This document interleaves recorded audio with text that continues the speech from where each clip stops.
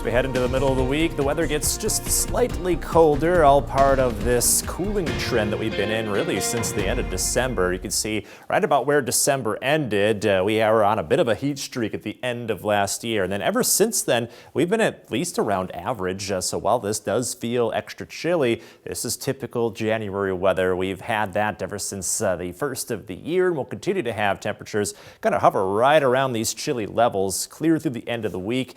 Might get even colder by next week, and then there could be some hope on the horizon. Maybe by the time we get to the end of next week, we're finally getting back above freezing for the first time this year, but at least for the next 7 days or so, plan on more of the typical early January weather to be in place. So slightly cooler for tomorrow, coolest day of the week. Then we have an ever so slight warming trend into the weekend where we get close to freezing a couple days by the time we get to the end of the week. In the meantime, though, get used to these frigid conditions.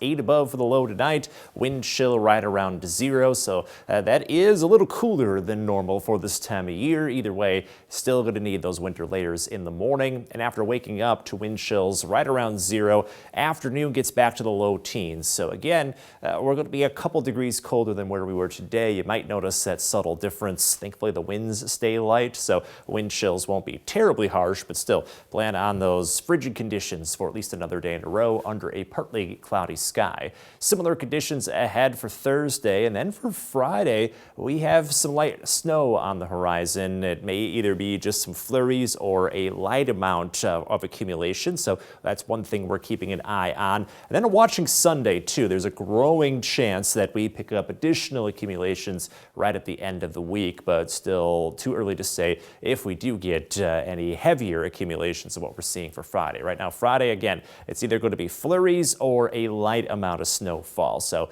here's future track. A lot of this coming in during the morning. So early Friday morning, 3 a.m. here on future track, we've got the snow advancing in. The bulk of it is going to be to our southeast, but we may get brushed with some light showers, so that could result in a couple tenths of an inch, maybe just over an inch of snowfall, enough that that morning commute may be a little on the slippery end as we have those snow showers slide by.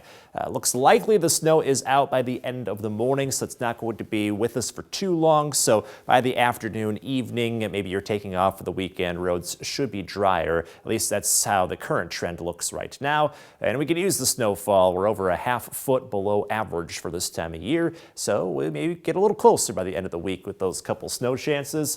Temperature-wise, not changing much. Upper 20s through this week. Next week gets back down near the teens. In your most accurate 10-day forecast, we could dip into the teens for high temperatures briefly, and there's that little bit of warm-up on the horizon. Maybe by the end of next week, we're finally back above freezing for the first time this year.